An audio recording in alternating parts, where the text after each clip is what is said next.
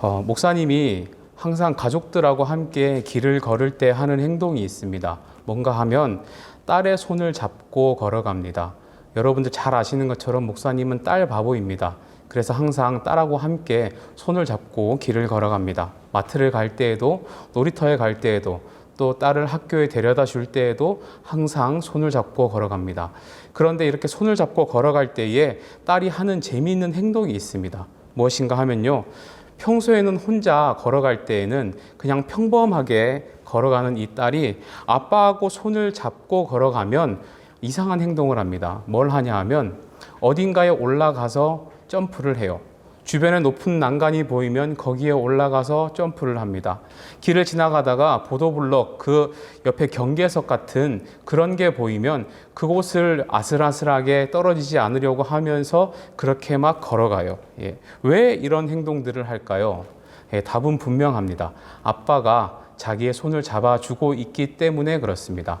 아빠가 손을 잡아주지 않으면 그냥 무서워서 시도조차 못할 것들을 아빠가 손을 잡아주고 걸어가니까 높은 데도 한번 올라가 보고 점프도 한번 해보고 경계석도 밟고 지나다니면서 그렇게 한번 용기를 내보고 걸어가는 겁니다.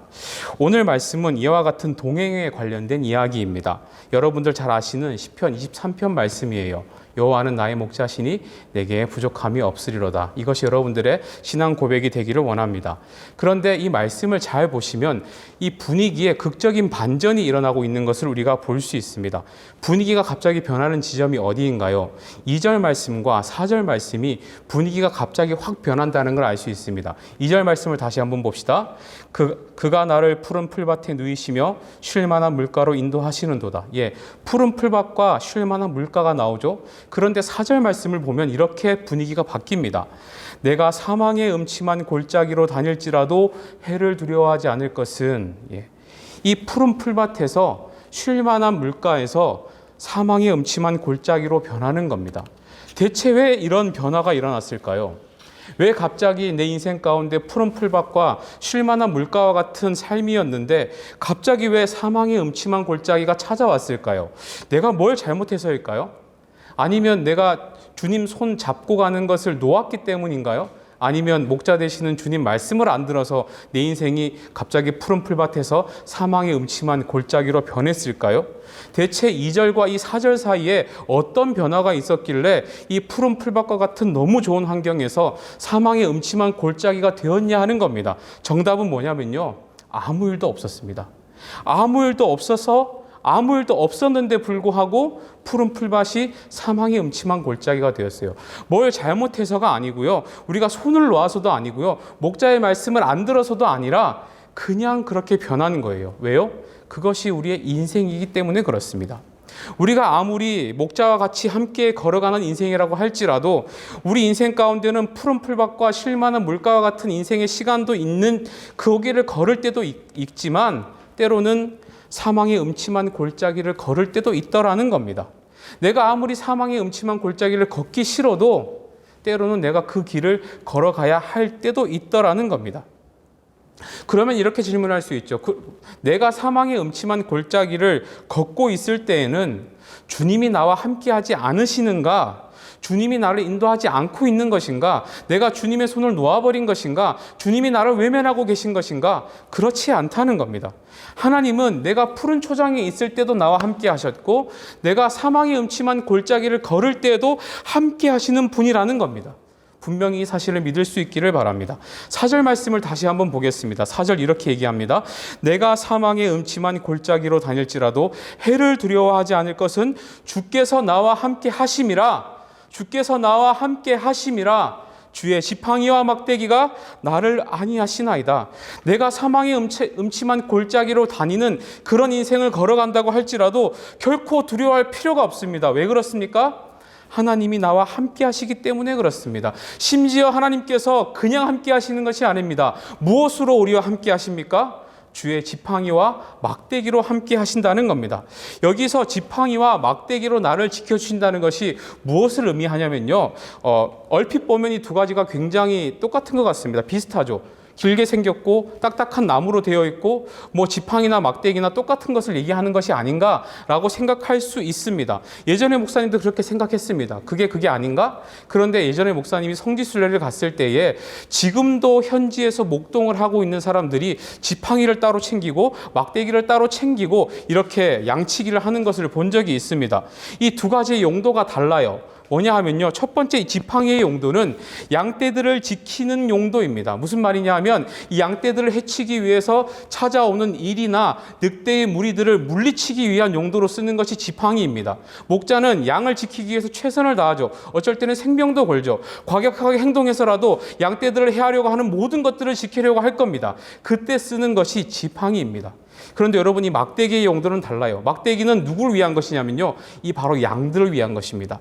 양들을 위한 것이라는 게 무슨 말이냐면요, 양들이 다른 길로 가려고 할 때 그 막대기를 엉덩이를 찰싹 때리시는 겁니다. 안 돼, 그 길로는 가지 마. 양들이 잘못된 풀을 먹으려고 하면 엉덩이를 때리시는 거예요. 그 풀은 먹으면 안 돼, 독이 있는 것이야. 그 물은 상한 물이야, 먹으면 안 돼. 그 길은 잘못된 길이야, 가면 안 돼 라고 하면서 양들을 바른 길로 인도하시기 위해서 쓰시는 용도로 쓰는 그 물건이 바로 막대기라는 겁니다. 그러니까 무슨 말입니까? 우리 목자 되시는 주님께서 우리 인생 가운데 지팡이와 막대기로 함께 하신다는 것이 무슨 말이에요? 하나님은 멀리 서서 그냥 관망하시면서 멀리서 쳐다보시면서 함께 하시는 그런 분이 아니라는 겁니다. 적극적으로 우리 인생에 함께 하시는 거예요. 우리를 해하려고 하는 어떤 나쁜 세력들이 있을 때 우리보다 먼저 앞서서 지팡이로 지켜주시고, 우리가 잘못된 길로 가려고 할 때 그 막대기를 들어서 우리 엉덩이를 때리시면서 가면 안 된다, 그렇게 말씀하시는 분이 우리 하나님이라는 겁니다. 그러니까 여러분, 우리가 결코 우리 인생 가운데 홀로 있는 것 같은 마음, 좌절함에 낙심하는 마음, 그런 마음 가질 필요가 없습니다. 우리가 푸른 초장에 있을 때만 잘 되는 거고 사망의 음침한 골짜기에 있을 때는 잘못된 인생이 아니라는 거예요. 하나님은 우리가 푸른 초장에 있을 때도 지팡이와 막대기로 함께 하시고, 우리가 사망의 음침한 골짜기에 있을 때도 지팡이와 막대기로 함께 하시는 분이라는 겁니다. 우리가 그러니까 좀 당당하게 살았으면 좋겠습니다, 여러분. 우리가 아빠 손 잡고 있으면 평소에 높이 못 올라가는데도 올라가고, 거기서 점프도 좀 하고, 또 아슬아슬한 경계도 걸어가는 것처럼 우리가 주님 손 잡고 있으면 지나치게 두려워할 필요도 없고, 상황이 좀 답답해도 너무 걱정하지 말고, 때로는 내가 사망의 음침한 골짜기를 걸어간다고 할지라도 늘 지팡이와 막대기로 나를 지켜주시는 그 하나님 생각하면서 우리가 좀 당당하게 그렇게 살아야 되지 않겠습니까? 당당하게 우리가 하나님 내 옆에 계신다 선언하면서 우리가 그렇게 힘있게 살아야 되지 않을까요? 여러분들의 시선이 우리 하나님께 고정되기를 바랍니다.